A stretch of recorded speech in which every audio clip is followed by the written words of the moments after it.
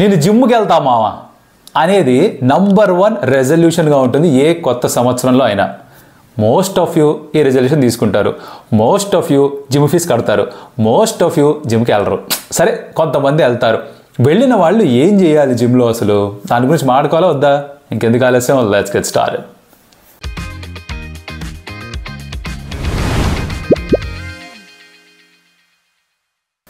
Welcome to curious Kaushik. నా పేరు Kaushik. And జిమ్కి ఫస్ట్ టైం వెళ్దాం అనుకుంటే అసలు జిమ్లో ఏం చేయాలి, ఏం చేస్తే మనకు కావాల్సిన 6 ప్యాక్ మస్కుల్స్ వచ్చేస్తాయి అన్న డౌట్ ఉండాలి. ఆ క్యూరియాసిటీ కనుక మీకుంటే రైట్ వీడియో మొత్తం చూడండి. బేసిక్ ట్రైనింగ్ ప్లాన్ ఒకటి అర్థమైపోతుంది. అంటే ఎక్కడ స్టార్ట్ చేయొచ్చు, అడ్వాన్స్డ్ టాపిక్స్ ఏమి ఉండవు, బట్ ఎక్కడ స్టార్ట్ చేయాలి, బుడి అడుగులు వేయాలి కదా, అవి ఏంటో చెప్తాను, డీటెయిల్గా మాట్లాడుకుందాం.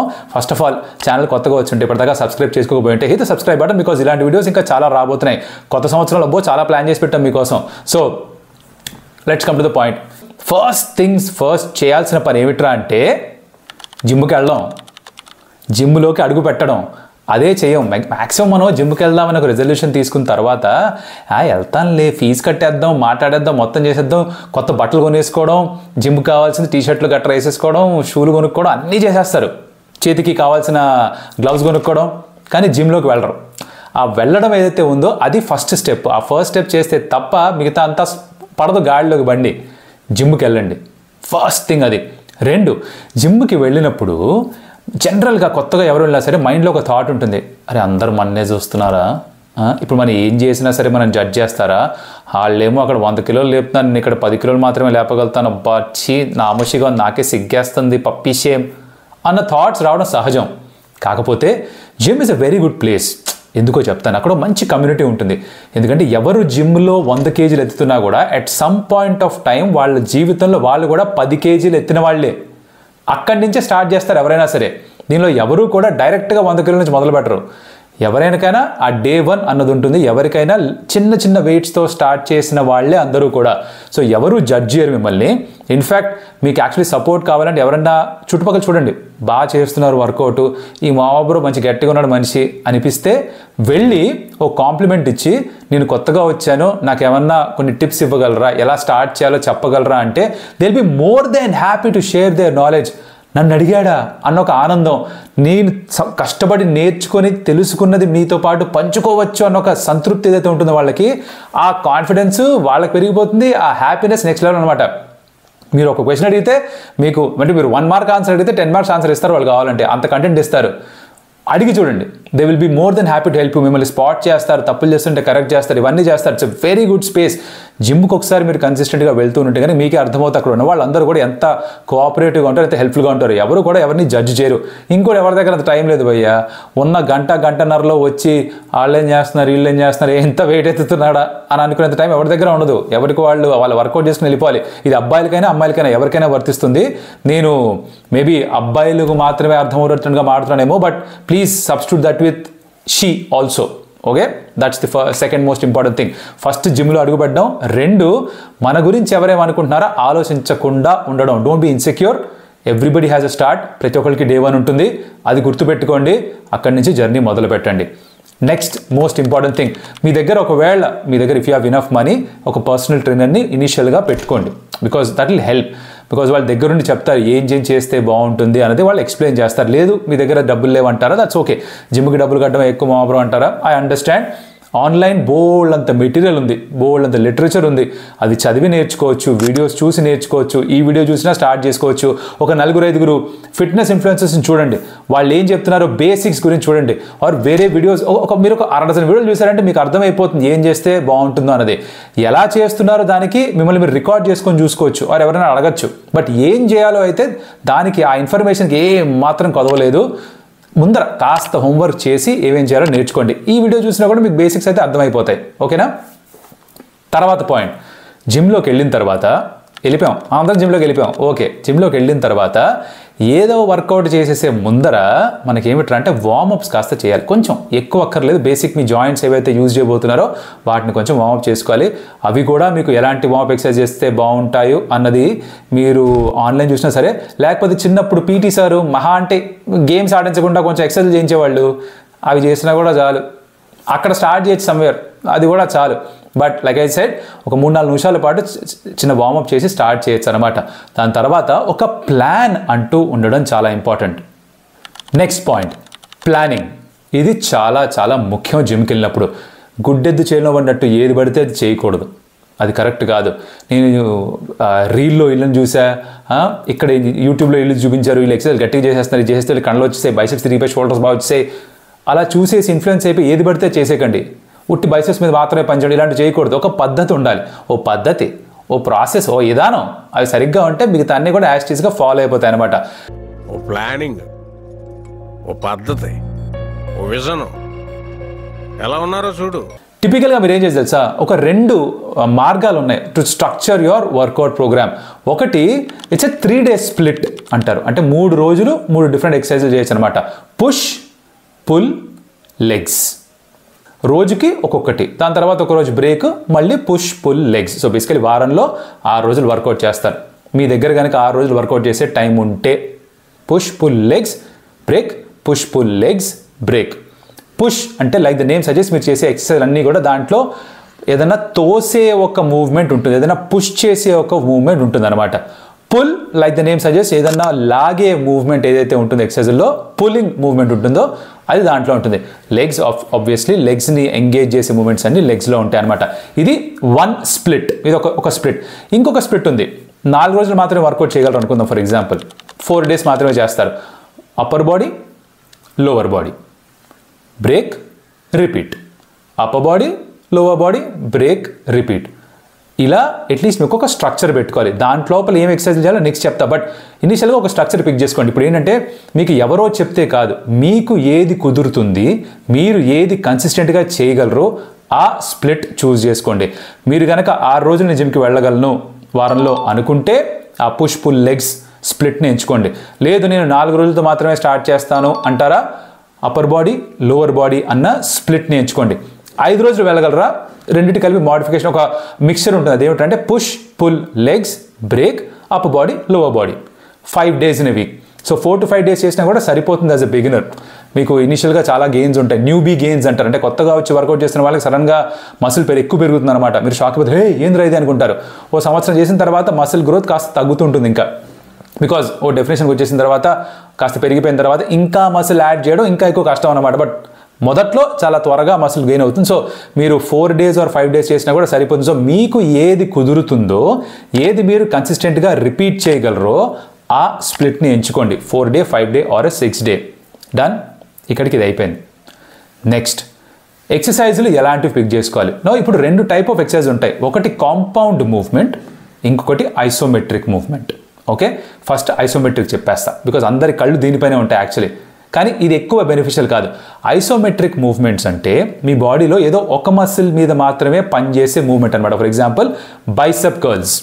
ఈరోజు జనరల్గా మనం స్లో మోషన్ షాట్లు, జిమ్ షాట్లు చూపిస్తే ఎక్కువగా చూపించేది బైసెప్ కర్ల్స్ చూపిస్తారు. ఎందుకంటే కండలు తిరిగిన కాంతారావు చూడడానికి చాలా బాగుంటుంది కాబట్టి అందరికీ బైసెప్సే కావాలి కాబట్టి ఆ బైసెప్ కర్ల్ షాట్స్ ఎక్కువ చూపిస్తారు. బట్ దాని మీద మాత్రమే ఫోకస్ చేశారనుకో, మిగతా అంతా బాడీ ఏం లేదనుకో, ఎట్ట కుదరదు అది. But yeah, that's an isometric movement అనమాట బైసెప్ కర్ల్స్. సింపుల్గా ఒక మసిల్ గ్రూప్ మీద పనిచేసే దాన్ని ఐసోమెట్రిక్ మూవ్మెంట్ అంటాం. దానికి కాకుండా ఇంకొకటి compound movement, like the name suggest. Compound అంటే multiple muscles. So more than 2 muscle groups కనుక యాక్టివేట్ అయితే, 2 or more, and more than 2 or more joints కనుక యాక్టివేట్ అయితే కనుక ఆ మసిల్లో, it's called a compound movement. ఇవి చాలా మంచిది ఎక్సర్సైజ్ చేయడానికి. ఇన్ఫ్యాక్ట్ బిగినర్స్గా ఎవరు మొదలుపెట్టినా సరే కాంపౌండ్ మూవ్మెంట్స్ మీద ఫోకస్ చేస్తే త్వరగా మీలో గ్రోత్ కనిపిస్తుంది, త్వరగా మీలో మసిల్ పెరుగుతుంది. In fact there's research which says that compound movement చేసినప్పుడు గ్రోత్ హార్మోన్ కాస్త ఎక్కువ ప్రొడ్యూస్ అవుతుంది బాడీలో. అలాగే టెస్టోస్టెరాన్ విచ్ దగ్గర అది కూడా చాలా ముఖ్యం మసిల్ని బిల్డ్ చేయడానికి, అది కూడా ఎక్కువగా ప్రొడ్యూస్ అవుతుంది బాడీలో. So focus on the compound movements. Isometric చేయొద్దని చెప్పట్లేదు, బట్ మొదట చేయాల్సింది కాంపౌండ్. ఎందుకు మొదట కాంపౌండ్ చేయాలని చెప్తున్నాను, ఎందుకు అంటే కాంపౌండ్ మూవ్మెంట్స్ చేయడంలో ఎక్కువ ఎనర్జీ పడుతుంది. సో మీరు జిమ్కి వెళ్ళిన వెంటనే వార్మ్ చేసిన తర్వాత ఫస్ట్ 2-3 మూవ్మెంట్స్ కాంపౌండ్ మూవ్మెంట్స్ని పెట్టుకోండి.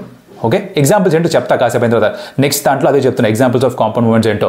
సో ఫస్ట్ మీరు కాంపౌండ్ మూవ్మెంట్స్ సెట్ చేసుకోండి, రైట్? అవి చేసిన తర్వాత ఐసోమెట్రిక్ తోటి వర్కౌట్ని ఫినిష్ చేసేసండి. మొదట్లో వెళ్ళి ఐసోమెట్రిక్ రపరపరపర కొట్టేశారనుకో, బాడీ ఫెటిగ్ అయిపోయింది అనుకో, బ్రెయిన్ మోర్ ఇంపార్టెంట్లీ బాడీ కంటే కూడా మన సెంట్రల్ నర్వస్ సిస్టమ్ సిపి ఉంటుంది మన కంప్యూటర్స్కి, అలాగే మనకు సెంట్రల్ నర్వస్ సిస్టమ్ ఉంటుంది. దానికి అలసట తెలుస్తుంది.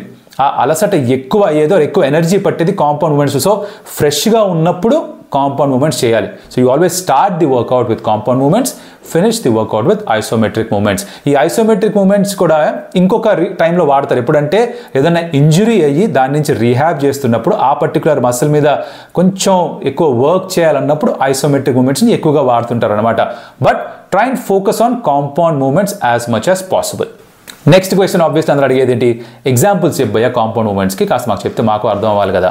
చాలా సింపుల్, ఇందాక చెప్పినట్టుగా ఒక మసిల్ కంటే ఎక్కువ, రెండు కంటే ఎక్కువ మసిల్స్ ఎప్పుడైతే వస్తాయో యాక్షన్లోకి దాన్ని కాంపౌండ్ మూమెంట్ అంటాం. Like for example over head press, అది మీరు బార్బెల్తో చేయొచ్చు ఆర్ డంబెల్తో కూడా చేయొచ్చు.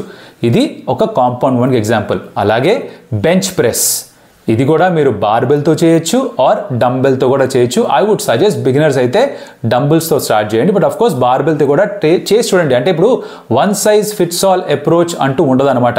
ఎవరి శరీరతత్వానికి తగ్గట్టుగా వాళ్ళకి ఏ ఎక్సర్సైజ్ ఎక్కువ బెనిఫిషియల్గా ఉందో, ఎక్కువ ఏది రిజల్ట్ ఇస్తుందో అది మీరు అర్థం చేసుకోగలగాలి.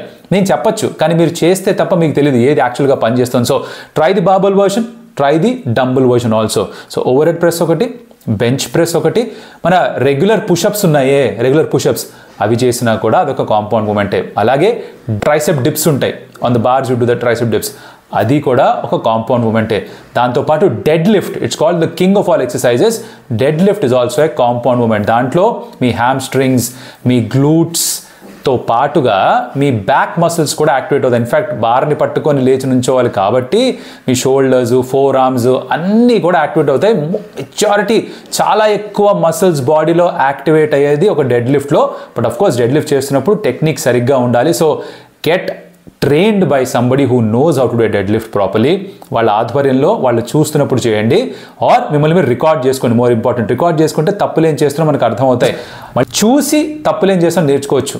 ఫామ్ కరెక్ట్గా ఉండడం, ఎప్పుడు అప్పర్ బాడీ లేవాలి, ఎప్పుడు ఏ మూవ్మెంట్ ఎప్పుడు ఏ క్రొనాలజికల్ ఆర్డర్లో ఉండాలి, ఇవన్నీ కూడా మీకు చూస్తే కానీ అర్థం కాదు. So either have a spotter అంటే ఎవరో ఒకరు మిమ్మల్ని చూసి చెప్పేవాళ్ళు ఏం చేయాలో, ఆర్ మిమ్మల్ని మీరు రికార్డ్ చేసుకోండి. So dead lift is an example of a compound exercise. అలాగే స్క్వాట్స్, బాడీ వెయిట్ స్క్వాట్ చేసిన, బార్బెల్ వేసుకొని వెనకాల షోల్డర్స్ పైన బార్బెల్ పెట్టుకొని దాంతో స్క్వాట్ చేసిన, ఎలా చేసినా squat is also again a compound moment. ఇలా ఒక 7-8 కాంపౌండ్ మూమెంట్స్ ఉంటాయి. లైక్ బార్బెల్ రోజ్ అంటాం, right?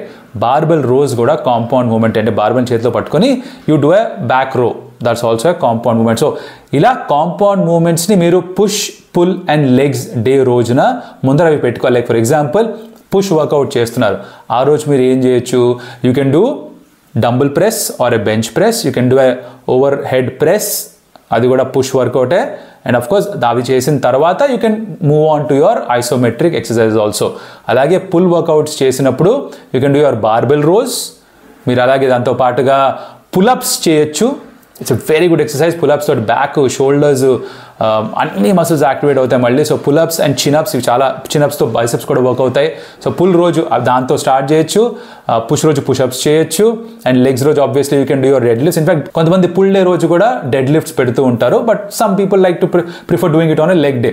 It all depends on how do you want to structure your work out routine అనమాట. సో అలా కన్వెన్షనల్గా చేయాల్సింది ఏమిట్రా అంటే కాంపౌండ్ మూవ్మెంట్స్తో స్టార్ట్ చేసి వర్కౌట్ని ఆ రోజు ఐసోమెట్రిక్ మూమెంట్స్తో వర్కౌట్ని ఫినిష్ చేసి తర్వాత కాస్త కోర్ పైన పనిచేసి వదిలేయచ్చు. ఇన్ఫ్యాక్ట్ మీరు కాంపౌండ్ మూమెంట్స్ చేస్తున్నప్పుడు కోర్ చాలా మటుకు యాక్టివేట్ అయిపోతుంది తెలుసా. ఇది చాలామంది తెలియదు, గట్టిగా కంచెలు కొట్టాలనుకుంటారు. లేదు, మీరు డెడ్ లిఫ్ట్ చేసినప్పుడు, మీరు ఓవర్ హెడ్ ప్రెస్ చేసినప్పుడు కోర్ ఆటోమేటిక్గా యాక్టివ్ అవుతుంది, ఎంగేజ్ అవుతుంది. ఇన్ఫ్యాక్ట్ ఎంగేజ్ చేసి చేయాలన్నమాట. ఇలాంటివన్నీ కూడా మీకు ట్రైనర్ ఉంటే వాళ్ళు చెప్పగలరు, ఆర్ ఎక్స్పీరియన్స్ ఉన్న మీ సీనియర్స్ ఉంటే జిమ్లో వాళ్ళని అడిగితే వాళ్ళు చెప్తారు, ఆర్ లేకపోతే నా బొట్టు వాళ్ళు ఇలా యూట్యూబ్ వీడియోస్లో అక్కడక్కడ చెప్తూ ఉంటారు. ఎక్కడి నుంచి మీరు ఇది పిక్ చేయొచ్చు అనమాట. ఇలా మీరు స్ట్రక్చర్ చేసుకోవాలి. So this is very basically start. Nutrition గురించి అంటారా, దీని గురించి ఆల్రెడీ వీడియోస్ చేస్తున్నాం, వాటి links I'll keep it in the description. మళ్ళీ ఇక్కడే చెప్పి మిమ్మల్ని బోర్ కొట్టించాను. సో ఇది ఆల్రెడీ ఒక వీడియో వేరేగా ఉంది, అది ఆ న్యూట్రిషన్ ప్లాన్ అట్టు ఫాలో అవ్వచ్చు మీరు. To start of in the gym, this is what you suppose to do.